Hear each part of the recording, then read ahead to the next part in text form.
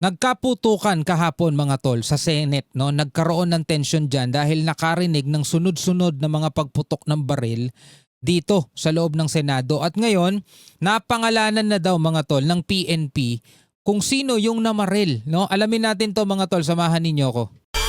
I'm just a young nigga chillin' on a block. First time I seen ice was a Eto magugulat ka. Sabi rito, umano'y tauhan ng NBI. Tauhan na ng NBI, hindi mismong NBI. Tauhan daw nila ang namaril sa Senado. Sabing gano'n, no? Pinangalanan na ng pulisya ang umano'y tauhan ng NBI na nahuli matapos ang barilan sa Senado. Panoorin natin to mga tol mula rito sa Frontline Express, no? Ng News 5 Everywhere mga tol. Manonood lang tayo ng balita. Pinangalanan na ng pulisya ang umano'y tauhan ng NBI na nahuli matapos ang barilan sa Senado. At live mula sa Senado, may express report si Mobile Journal Francis Rivera. Francis, sino Tauhan ng NBI? No? ba itong tauhan daw ng NBI?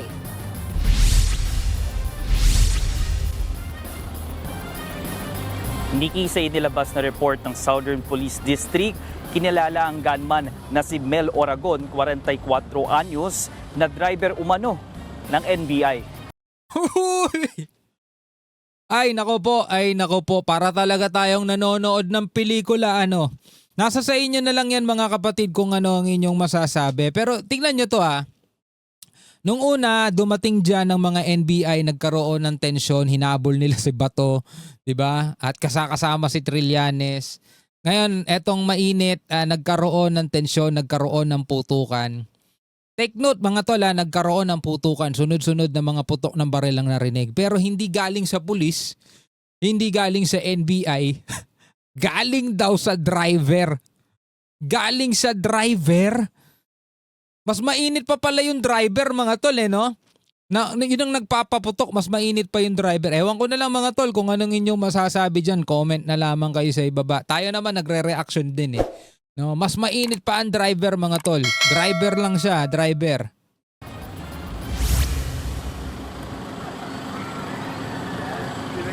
Sabi sa SPD, siya ang nagpaputok sa second floor ng Senate building na kalaunay inaresto. Humihingi pa tayo ng pahayag sa NBI. Ang tanong, ba't siya nagpaputok? Ito, may mga naririnig na ano yan, ng ano ba, ng trip lang ba, nabaliw, nasiraan ng ulo, biglang nagpaputok. Building na kalaunay inaresto. Humihingi pa tayo ng pahayag sa NBI ukol sa impormasyong ito. Pero una nang itinanggi ni NBI Director Melvin Matibag na may tauhan ng NBI sa loob ng Senado nang magkaputukan. Kaninang madaling araw. So wala daw tauhan ng NBI. So ang nandoon sa loob yung driver.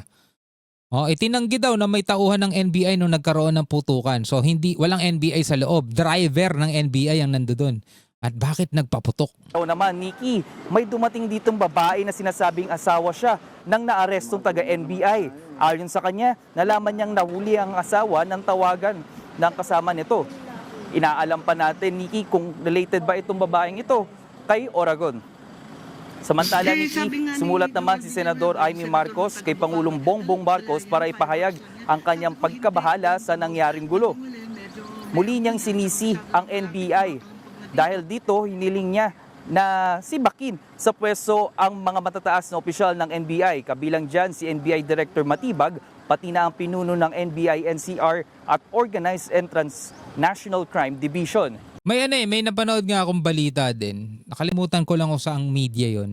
Sabi yung ganun nung nagsasalita, may aarestuhin kami. Pero hindi naman binanggit kung sino yung aarestuhin. Kasi ang pinakaano rito mga tol, mainit na issue, yung pagpasok nga ulit ni Senator Bato. Diba? Siya yung gustong arestuhin at kasama nga ni Trillanes yung mga NBI. So question yun, meron ba silang authority para hulihin si Bato? Kasi DILG nga, di ba? Yung si Secretary John Vic Remulla, parang nagkakasagutan sila ni Trillanes eh. Ang sinasabi ni John Vic Remulla, hindi naman daw part ng gobyerno itong si Trillanes. Pero sabi naman ng ibang nagko-comment, hindi naman si Trillanes sa mga aresto eh. Sumama lang siya sa mga aresto. So ang tanong din, meron din bang authority ang NBI para mang-aresto doon?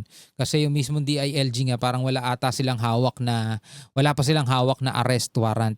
So yun na nga mga tol, no? Pero may mga balita din na wala na sa Senado si Senator Bato. Nakaalis na siya. No, nakaalis na ng Senado si Senator Bato de la Rosa. Nikki? Francis, so itong si Mel Oragon sa kasalukuyan ay nasa kustudiya. Nikki, sa ngayon nangangalap pa tayo, kumukuha pa tayo ng impormasyon patungkol nga dito kay Mel Oragon, ano? At pero sa ngayon ay kapag nakakuha tayo ng balita at impormasyon ay agad naman natin tong isa sa publiko at ibo-broadcast. Nikki? Okay, so Francis, kwentuhan mo na lang kami. Ano bang nakikita mo dyan? Kumusta ang sitwasyon matapos nga magkabarilan kagabi?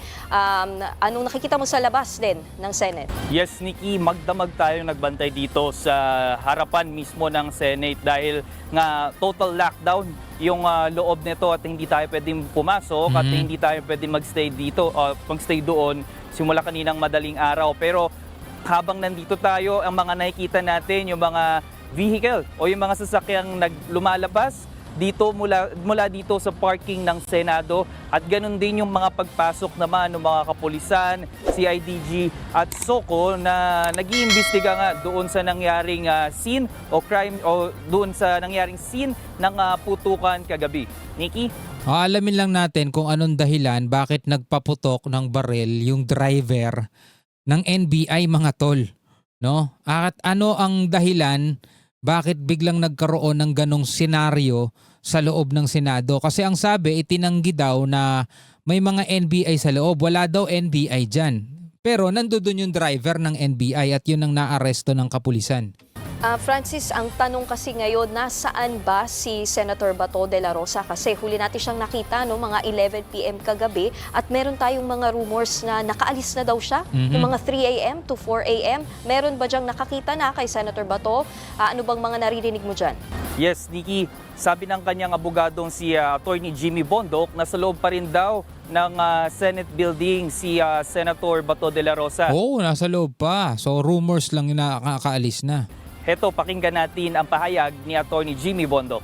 O ba kasi nasabi lang para ano, no? Di nahagilapin. Kasi pag dyan sa Senate, sinasabi nila safe ka dyan. My knowledge is that he's here, but he has no plans of leaving. But let me check for you para may personal knowledge. Wala.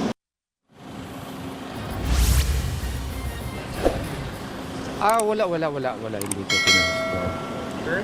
Yes. Sa reaction ng producer sa mga speculations na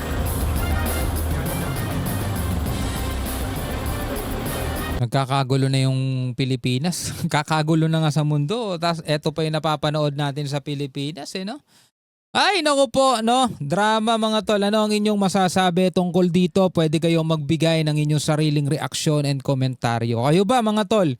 Ano ang masasabi ninyo doon sa report na ang nagpaputok daw dito at nagpaputok na sunod-sunod na putok dito sa loob ng Senado is driver ng NBI? Comment kayo sa ibaba mga kapatid.